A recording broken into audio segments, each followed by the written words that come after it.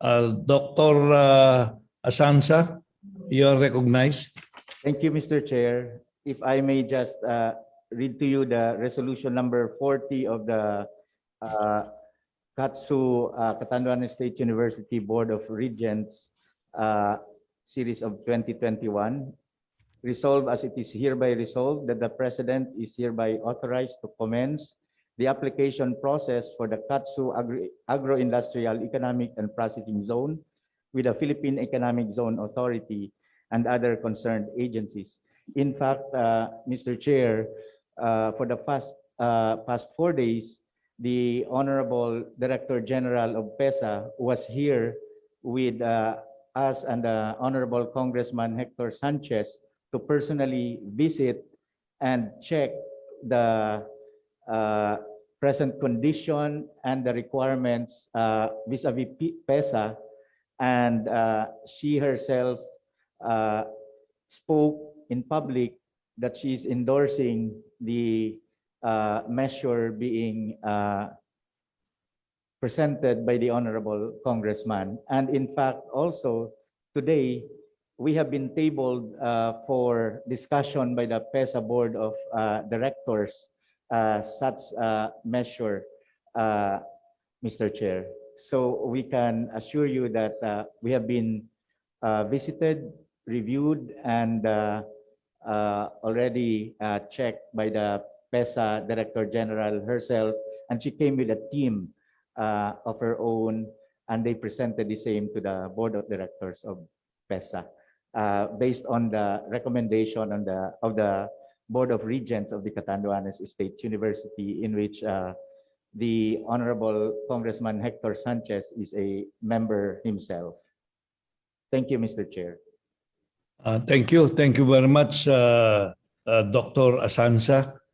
Melanie, did we receive any position paper from the PESA? None, sir.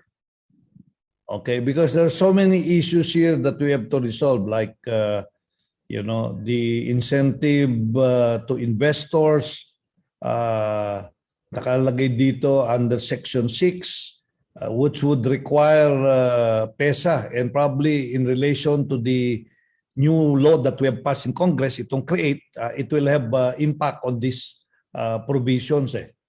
Kaya, okay. So who is going to administer this? You will create a board of, how do you call them? Mr. Chair, if I may. Yes, Attorney Asansa.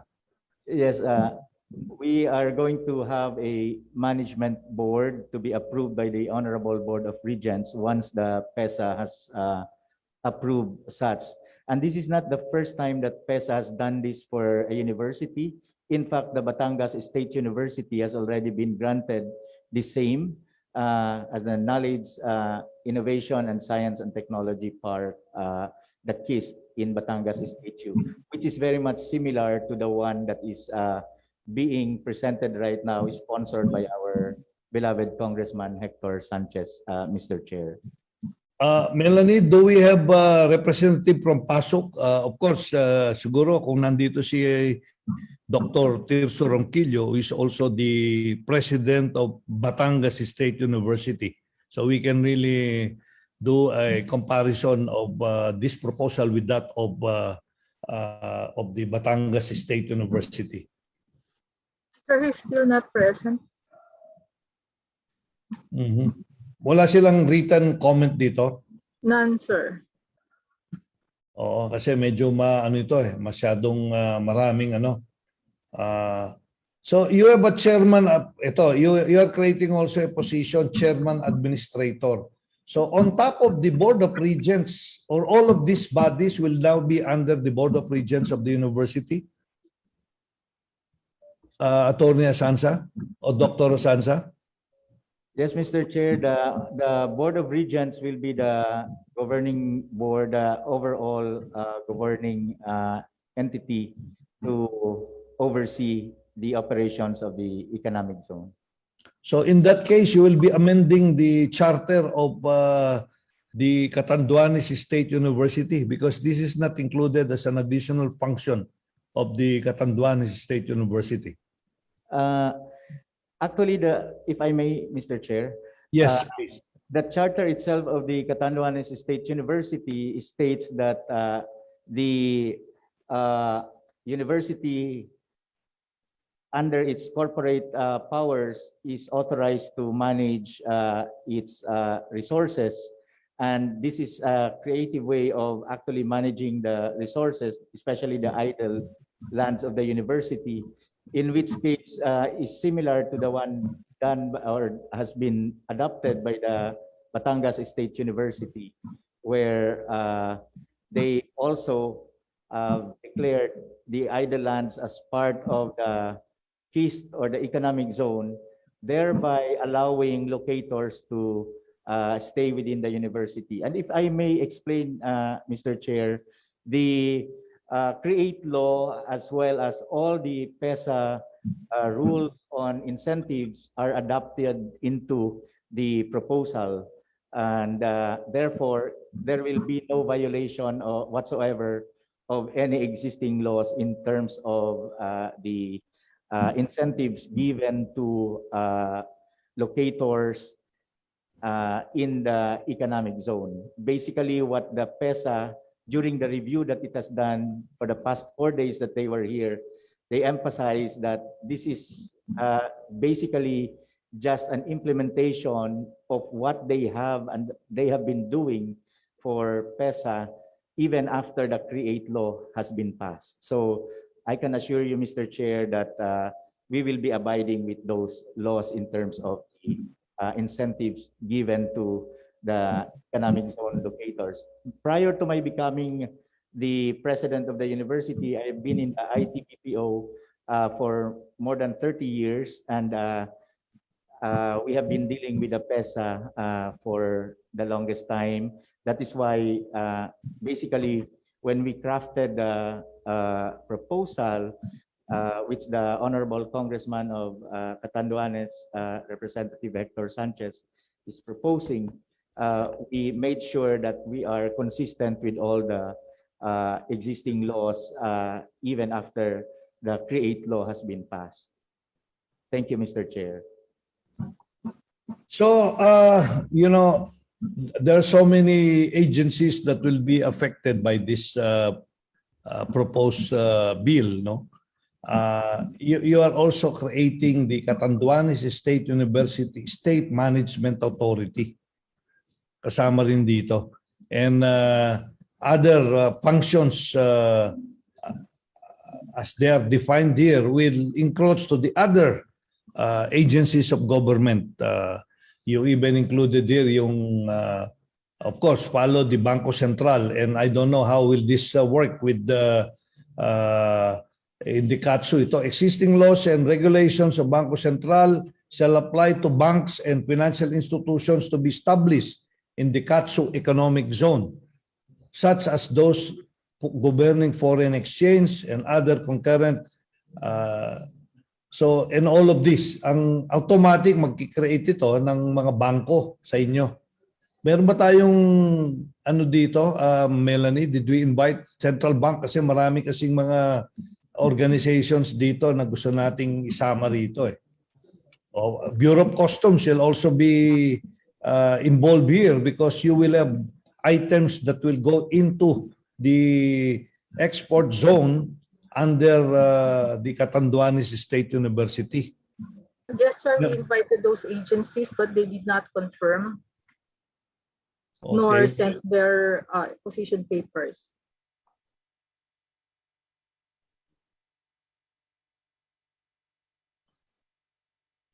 Oo. So, yun ang ano.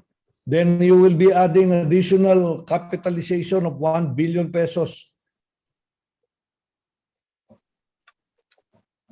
I do not know really why you want to do this, Attorney Asansa.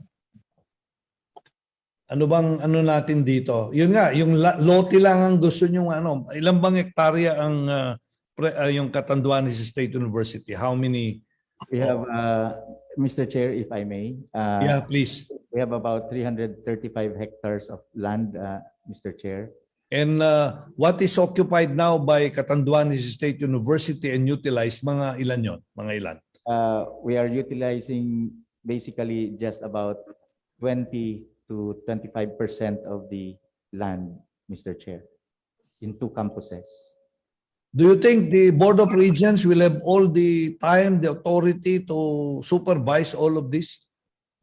Why don't we just ask PESA to put up an export processing zone with partnership with Catanduanes instead of you having direct supervision over all these investment companies that will be putting up their facilities in the Catanduanes Export Zone Authority?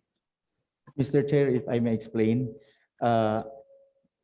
Yes. may I go ahead? Mr. Chair, that is exactly what has been done in Batangas State University. They actually authorized the school to operate an economic zone, and the one that is handling the at the same time the marketing, the invitation of locators is also the president of the Batangas State University.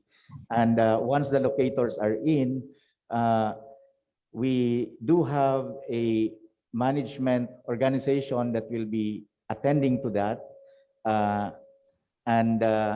Therefore, the function of the university is to also make sure that we generate resources for the university, because admittedly, Mr. Chair, not all of the requirements of the university can be supported through the general appropriations, and that is why through the help of the Honorable Congressman Hector Sanchez, we are trying to make use of our idle land to be able to support the requirements of the university, Mr. Chair. Yeah, but that's now, you might lose focus on your main charter as a state university. Your main charter is to provide quality education to students and not to go into an investment to support your educational goals. If I may explain, Mr. Chair, the economic zone is actually based on the master plan that we have, will become the laboratory itself of the students of the Catanduanes State University. The locators that we are intending to attract into the economic zone are actually going to be involved in researches that will make use of our faculty and researchers as part of their operations, and we will be exposed to the technologies in the field that are presently being practiced, so that the gap between academia and industry can be bridged. So basically, that is one of the objectives of the economic zone also in the university. And when we were discussing this with the PESA Director General, she saw herself the laudable initiative of the university and the Honorable Congressman, because certainly this economic zone will not only be a source of income, but would even strengthen the academic instruction, research and extension, as well as the production function of the university. For example, a multi-variety hatchery in the Panganiban campus is intended to be placed, where our students themselves will be doing field exercises and be involved in the production activities of the potential locators, wherein they themselves will be exposed to the real practice of agriculture and fisheries as they happen in the industries using the technologies of the locators, Mr. Chair. So I can assure you, Mr. Chair, that this will not really affect our main role in the academic field, but in fact, this will strengthen our academic resolve, because the university, if I may inform the honorable members of the Congress, has been topping some of the board exams in engineering, in accountancy, and other fields such as including nursing, and certainly the locators that we are going to identify. In fact, the measure itself in the KIST, so-called known or knowledge, innovation, and science and technology park as an economic zone component, just like the one in Batangas State University, allows partnership with foreign universities that can help augment the research facilities and instruction requirements of the university. So certainly, Sir Honorable Chairman, the PESA itself has devised this economic zone to help state universities. And in fact, according to the Director General, although we are just the second to have applied for this, she actually foresees that because of the move to convert the idle lands of state universities to be distributed for the landless and the farmers, certainly most of the state universities are into applying also as economic zone, Mr. Chair. That's all, Mr. Chair.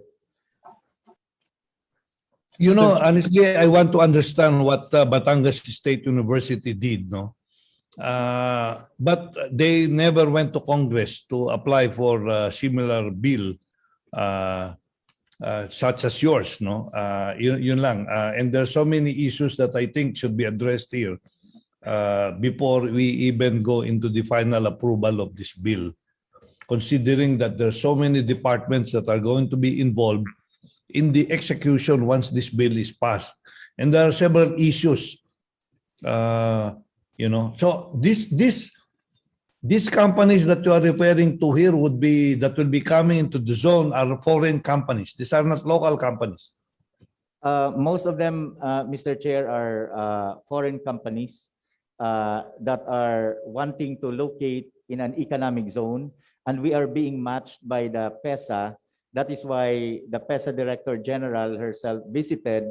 Ano ba yung mga courses at programs ninyo ngayon sa Catanduanes State University? Ano ba yung mga yon? Mga general courses that you want na related dito sa pagtatayo ng itong economic and processing zone? Ano ba yung mga yon? Ano bang mga courses ninyo? You have engineering. Yes, Mr. Chair. What kind of engineering? Mechanical, electrical, you know, ano bang engineering? Mr. Chair, if I may. Yes. Yeah, please. Yes. The Catanduanes State University is offering civil engineering. We have produced top-notchers for several years, #1 in the board exam. But what is your average passing out of so many students that take the exam? For the civil engineering, we have an average higher than the 30% higher than the national average, Mr. Chair. Okay. So civil engineering. So if you put up a company there that is something to do with civil engineering, ano ba yung mga business or investment that should go into civil engineering? Yung ba yung, ano yung mga key 3 or 4 items that you offer that will have relevance to this export processing zone?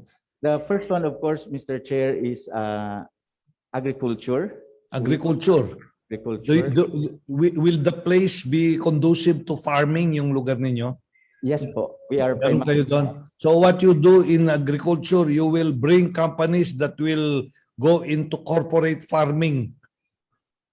Ganun ba yun?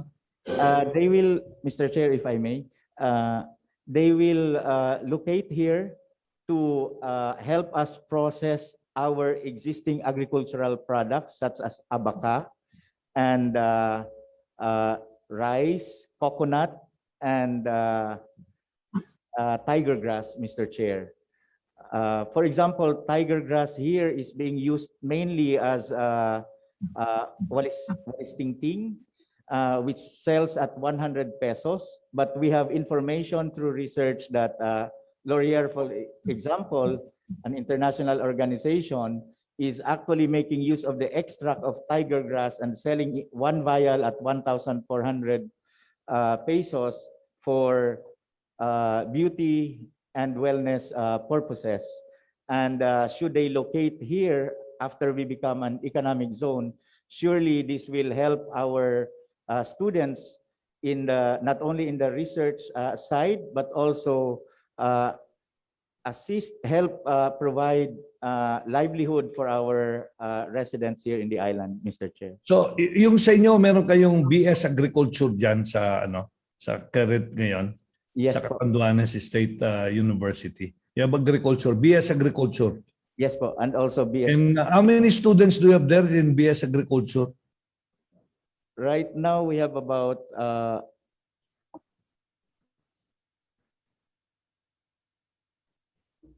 3,000, Mr. Chair, out of the 12,500 presently enrolled. Okay, okay. So yung mga graduates natin, what do they do sa agriculture now after graduation? They are corporate farmers or what? How do you? Some of our graduates, Mr. Chair, are working abroad. Some are in Metro Manila as part of the Department of Agriculture staff, and some are also in the Bicol region. The rest are also practicing abaca farming.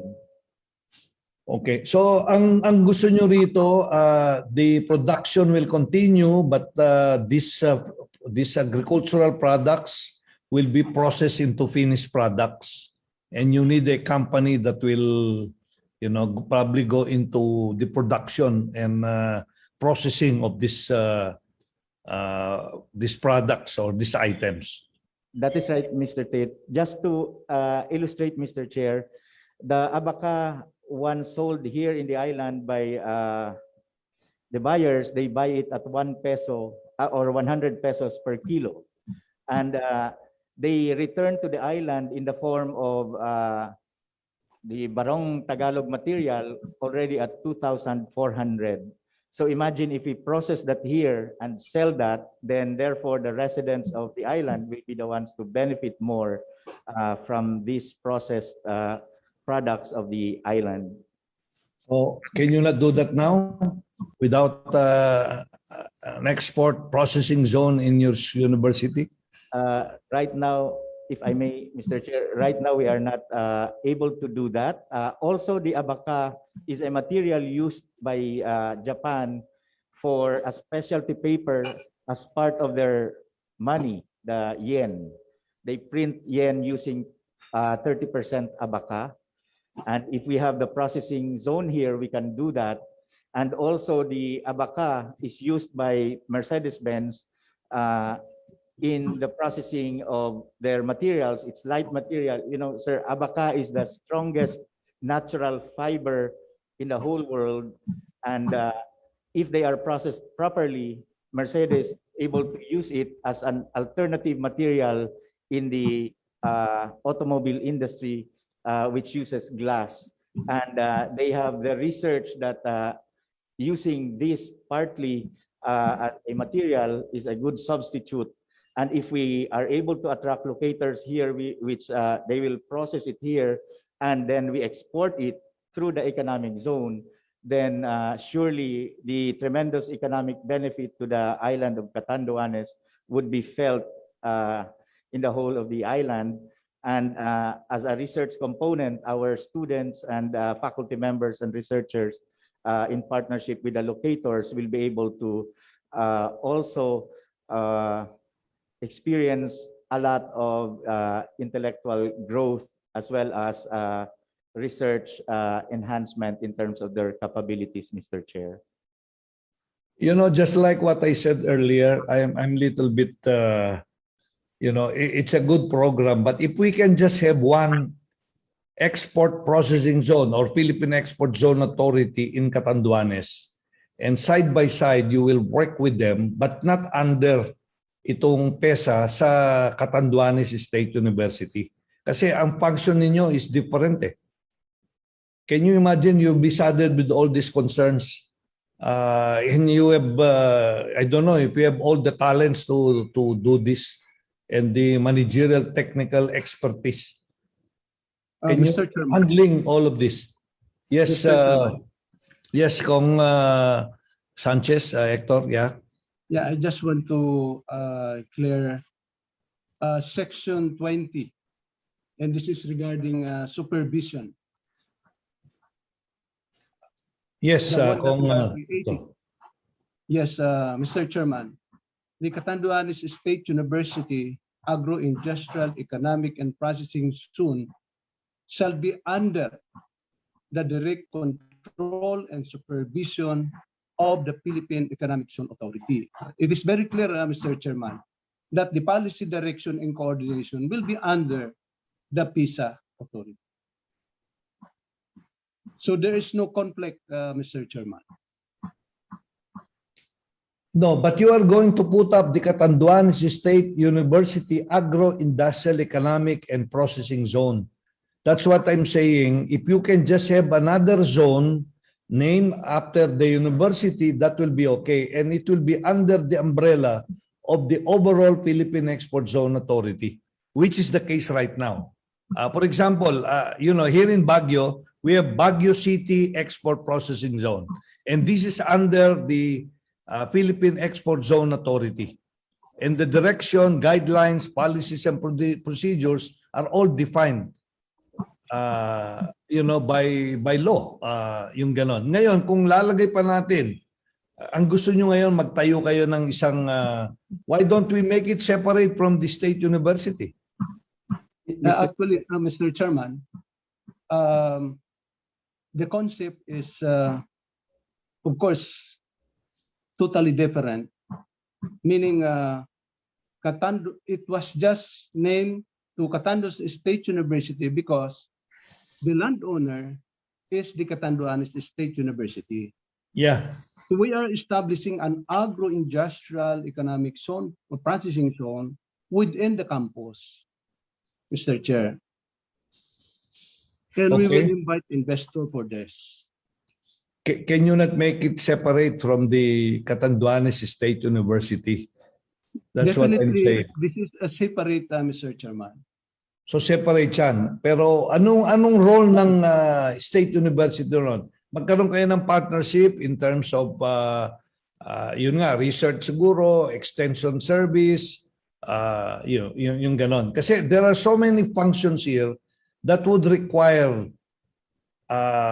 yung PESA, yung overall nandyan. Pag linagay na natin under the university, mukhang, di ba, mas maganda, diretso na lang lahat ito sa PESA. But we will put up one. Let's say you allocate certain % of the total land area of Catanduanes State University ibibigay sa export processing zone, then papangalan yan. It can be, as you said, Catanduanes State University, how do you call it? Agro-industrial economic. Agro-industrial, pwede naman yun under that eh. Ang sigurado mong guaranteed income ka, palis mo sa kanila, bayaran nila. If you are interested in just raising funds, then your students can have working relationship with these investment companies that are inside the zone, and you can have partnership in terms of whatever manpower will come from, or you can be part of even the board in that. But putting it under the university might be very difficult. It would, to me, it would require amendments of the charter of. Mr. Chairman, we got your point, because under economic zone area, there is a separate fence, which is separated from the students. So that's why dito sa section 20, it was specified that this is under the direct control and supervision of PISA because of, maybe the product and the coming materials are all tax holiday or zero VAT, Mr. Chairman. Mhm. Okay. Well, I understand that. Congressman Hector, I work for a semiconductor company within the Baguio City Export Processing Zone. I know the incentives, and the relationship of our company with the other companies inside, plus the other benefits that are enjoyed by the different companies in the export processing zone. Pati na yung relationship with Dole, yung pakuha ng mga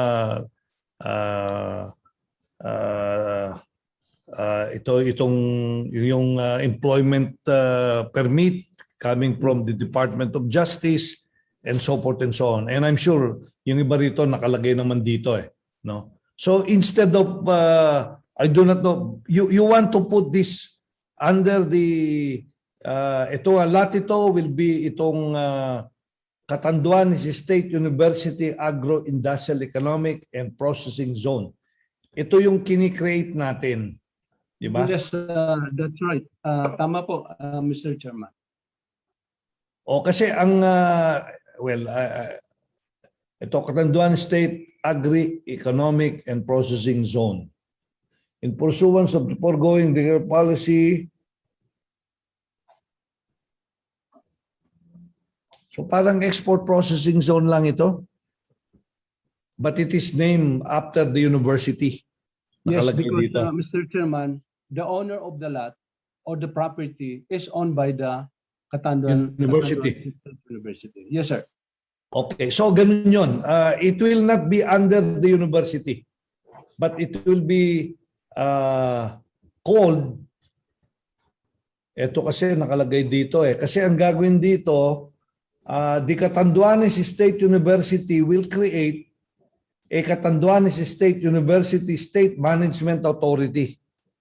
You will create an authority different from the Board of Regents of Catanduanes State University.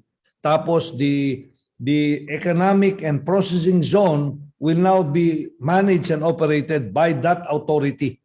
That That's correct. authority is also under the Board of Regents. Yes, Is that correct? That's correct. yes, Mr. Chairman, the Board of Regents are just only the policy making, meaning on the operation side, it's a joint work with the PISA. Okay. Now I'm getting, Okay. So the university, in effect, will be a major player in this Catanduanes State University Agro-Industrial Economic and Processing Zone. And in order to have a control of this processing zone, the university will create the Catanduanes State University State Management Authority. That's correct, Mr. Chairman. That correct? So yun ngayon, that State Management Authority, kasi para kayong nasa real estate ngayon kasi estate ito Okay. And once the zone economic and processing zone is established, you will comply with all the requirements ng PESA. That's correct, Mr. Chairman. Okay. Dapat pala meron tayong boxes dito para makita natin. Okay. So whatever the decision of the authority, does it need to pass through the university, or the university will just be a major partner or major driver dun sa mismong authority? Member siya doon. If I may explain, Mr. Chair. Yeah, please. Yes. So basically, the economic zone will be directly under and supervised by the Philippine Economic Zone Authority.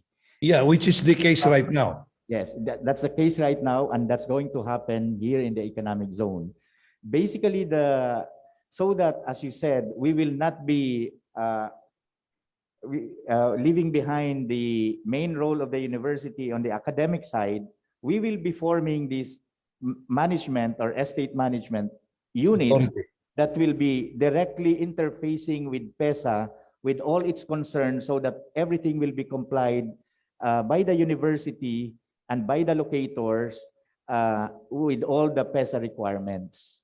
Because certainly PESA will not be here physically to monitor the locators, and there will be responsibilities partly by the university to liaise and at the same time report to PESA as to the conduct of the locators within the economic zone. And that has been explained to us by the Director General herself. President Asansa, no? Itong mga provisions mo rito, these are basically provisions provided for in the PESA law. Yung mga incentives, etc. No? Itong nandito lahat yan. Pati na yung pag-hire ng mga foreign workers and so forth and so on. No? So, ang ano dito, you have the Board of Regents, then the Board of Regents will create itong estate authority. Yes po. Correct?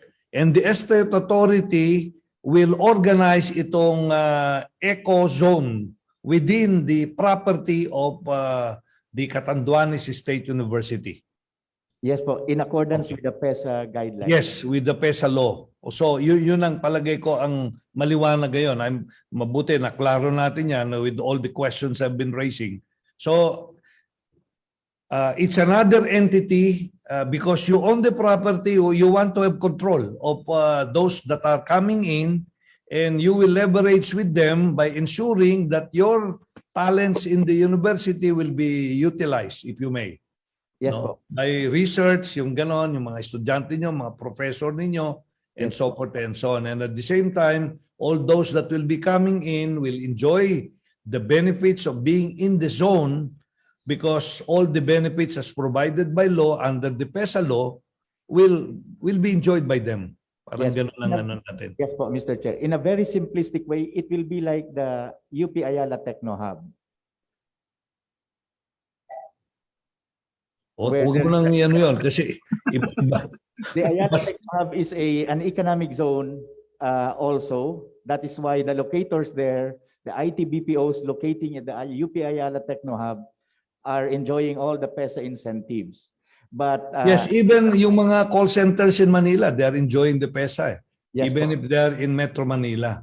Yes po. Kasi they register with the PESA. So any company that would like to enjoy the PESA benefits can come dito sa estate authority natin and apply na gusto nilang magtayo dito. And you have several ways to earn here. Either you lease the property of Catanduanes State University to individual investors. Yes po. But there's one requirement po for any company. But I've been in the IT BPO Ecozone business for 30 years.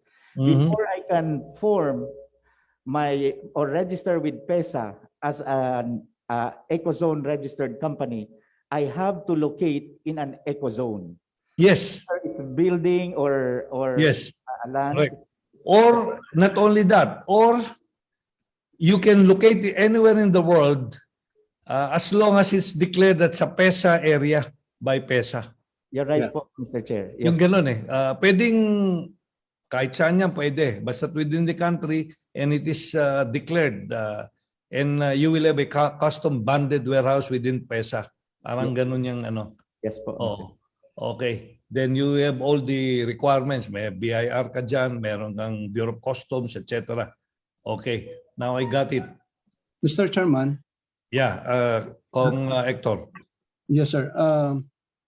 I was just informed right now by the PISA board that the application for KIST in Agro-Industrial Economic Zone of Catanduanes State University has been approved today by the PISA board.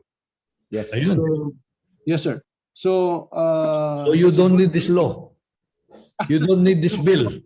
sir, PISA is different than what we are applying for as a House bill, because we'll be needing the support of the government because of this idle land for many years.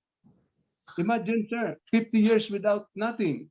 And we have this opportunity for us to use as economic zone. Pero humingi kayo ng 1 billion dito eh.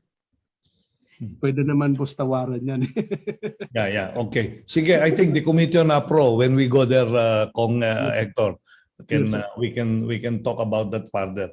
I just want to be sure that, you know, here is a university with vast tracts of land, idle, okay? And you want to see to it also that these are going to be utilized and be productive for the benefit of the university. And at the same time, and as much as you want to do that, you want to bring companies that have probably going to add value to the operation of the university. And at the same time, economically, it will help the local, the local economy. Yes. So yun ang pinaka-objective natin dito. And in order to do that and not to disturb the main function of our educational institution, we will come out with a body which is the authority, and the authority will be responsible in managing, directing the agro-industrial economic zone in accordance with the guidelines set forth by PESA. And all the incentives and benefits that will be given these companies will be similar to those that are being enjoyed by companies within the zone authority. Yes, sir. That's correct, Mr. Chairman. And that in order to be able to execute this, you need funding from the national government. Yes, Mr. Chairman. And that amount can be utilized in the initial setup of the place. That's Kasi correct, pag Mr. gusto mong ma-invest yan, you need to do a survey, look at areas, ilang bang mga ilalagay nating mga kumpanya dyan, anong company ang may ilalagay natin, and PESA can probably help you. But you need to tell PESA that you don't like sweatshops being put up in these companies. I mean, in this area. That's correct, Yung Mr. mga related lang, high-tech company, kung computer ang ano natin, o kaya agriculture, pwedeng yung invest na, ano bang pwede dyan? Yung, ano bang... Mr. Chairman, we are planning to invite the company from Turkey who is doing the halal food that will supply the Arabs country. So that's a big opportunity, Mr. Chairman. And you have a program within the university that can provide, the manpower probably, or probably, meron ba kayong kurso dyan na food technology? That's right, Mr. Chairman. We have Ganun. that. Oo. Yes, sir. Yes, sir. Food technology, it can be cannery, manufacturing, BS manufacturing. Focus on whatever you're gonna produce by these companies inside the zone. Okay? Okay, I think medyo malinaw na ngayon lalo, Congressman Hector. Thank you so much po, Mr. Chairman. Thank you. Mr. Chairman, Yes, Kong Dimaporo. Yes. I'd like to support them, but I don't know kung ano ang kuano. The university is under the Commission of Higher Education, di ba?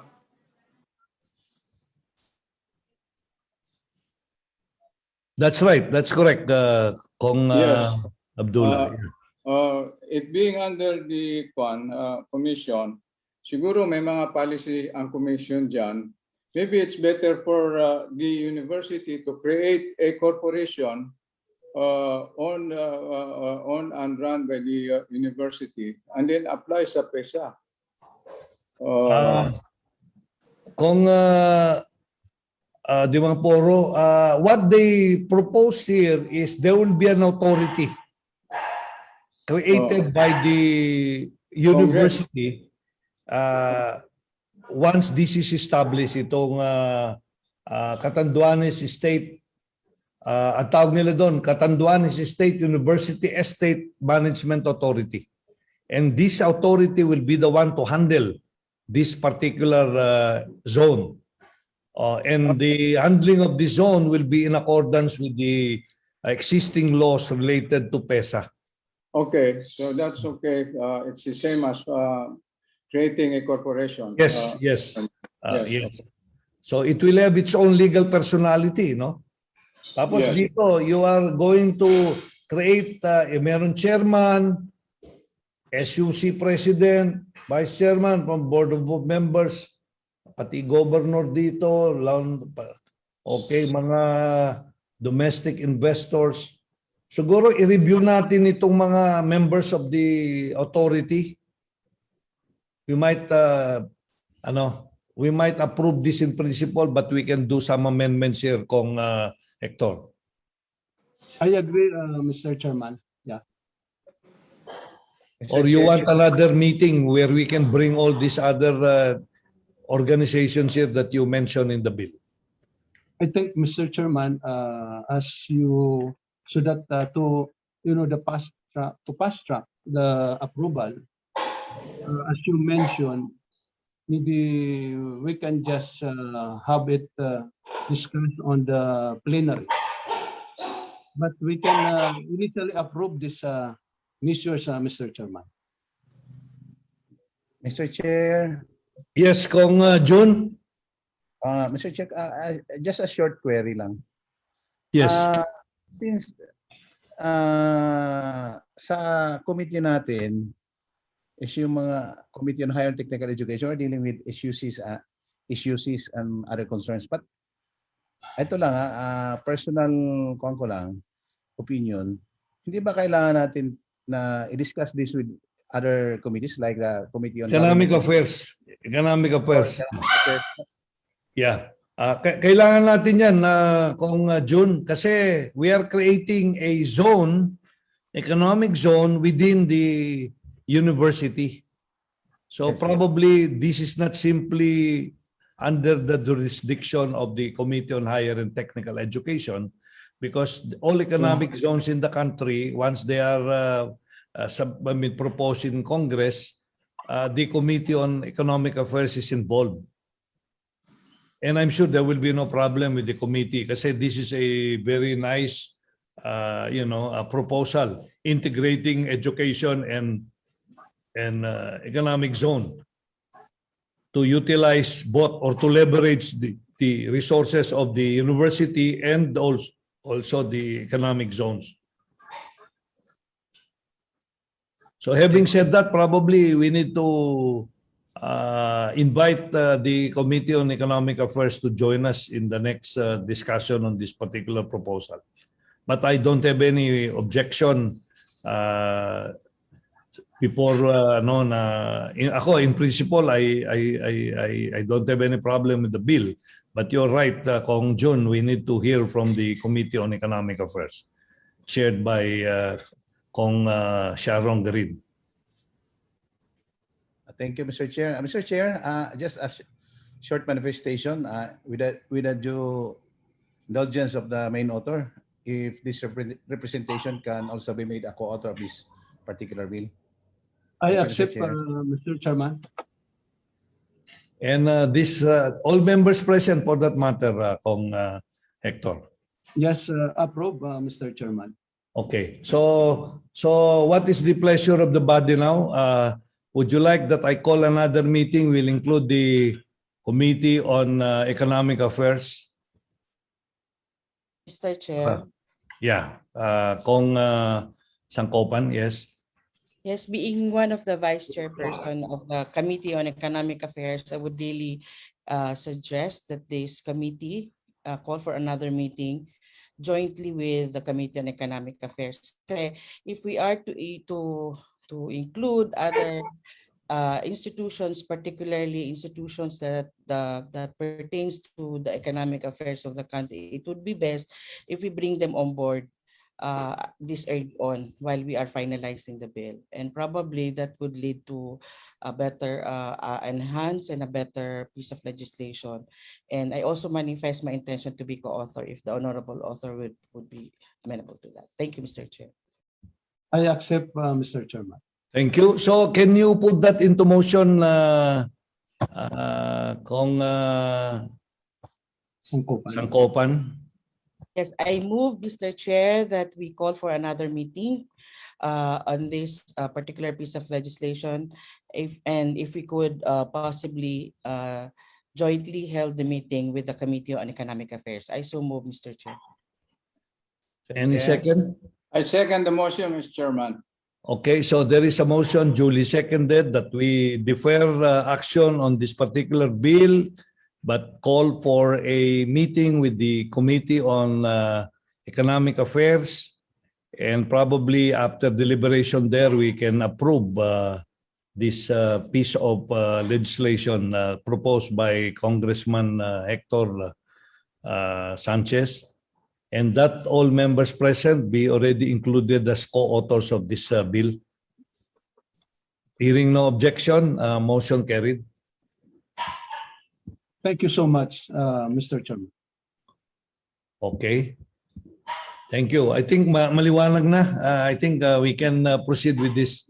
Konting ano na lang sa committee. At saka ito, madaling ma-approve ito sa Committee on Economic Affairs. Oh. Okay. Okay, so any other matters? Yeah, well, Mr. Chairman, yes, Cong Hector. I move to adjourn this today's committee hearing, Mr. Chairman. Second. Okay, hearing no objection, this meeting is adjourned. Thank you very much sa ating mga kasama sa Kongreso at yung ating mga resource persons. Napakaganda itong bill na ito. Ano ito innovation to. Itong last bill natin. And I think once we pass this into law, it can be a model for other state universities, especially if they have vast tracts of land in their location, instead of distributing this to to those who probably are asking for. But I think this will be helpful, and it will have more economic benefits to our people. That's right, Mr. Chairman. Even the other department, not only for the CHED, maybe DepEd, and especially there is the BCDA who have this a wide area, a big millions of hectares all throughout the country. So we can utilize and use as industrialized agro, meaning agricultural zone, Mr. Chairman. Thank you so much. Thank you. Just last note, gusto ko lang tanungin si President Asansa, magkano ba ang per square meter dyan sa lugar na yan, sa university? Right now, the per square meter cost is about 100 pesos to 1,500 pesos, depending on the economic activity of the land. Area. So, ang suggestion ko dyan, you need to already probably do some pencil pushing in terms of dividing the area exclusively for the school, tapos meron kayong location for the at ilang kumpanya ang pwedeng maitayo diyan sa loob. Normally kasi yung iba gusto nila yung malaking area. When I work for a company here in Baguio, ang aming land area is about 25 hectares. Isang kumpanya lang 'yon. Yes po. Oo, I do not know kung you need to do some initial plotting already of the place. Ngayon, there are some companies in Laguna Technopark. Of course, there's no school there. What they did was to lease the property on a 50-year agreement and compute the total cost of the property, the market value. Then they have leased for 50 years, but they pay already the full amount. Yes po, Mr. Chair. Yun ang para then you do some surveying already, and siyempre you have to put up the facilities ng PESA sa loob, plus yung road, plus of course you really need the 1 billion there for the electricity, telecommunications, water. Yes po, Mr. Chair. Rest assured, Mr. Chair, that we have already done this in coordination Okay, with. good. We have the master plan already, the Good. overall master plan. when UP was being master planned by then President Emil Javier, together with the now DOST Secretary, I was the Chief of Staff and I learned from them, Mr. Chair. Okay, that's good. So, dun sa estimate mo, mga ilang lots ang pwede mong i-ano? On an average of about some locators would ask 5,000 square meters to 10,000 square meters, and we are looking at about easily 20 locators in the area that we have been talking to in the Panganiban campus, where we have the 220 hectares of land, Mr. Chair. And we already segregated the area exclusively for the school. That is one of the requirements that DG Plaza told us when we had a visit, and the Honorable Congressman Hector Sanchez was with us, Mr. Chair. Yeah, that's good. Then probably for those who cannot put up their own company building, you can have a standard factory building with certain number of square meters per factory. Kasi yung iba naman, they want plug and play. Once they decide to invest, they just come and put up their facilities, yung mga equipment and everything. And they just want to have a space which they can rent. Yes po, Mr. Chair. Okay, I think okay na yun. Thank you very much, President Asanza. I think it's good that you are there in the Catanduanes State University. Thank you, Mr. Chair. And thank you. Okay, thank you very much, Cong Hector and the other members. We have Cong Sangkopan, Cong June Babasa, sino pang nandyan na naiwan na. And all the others, I cannot see them from here.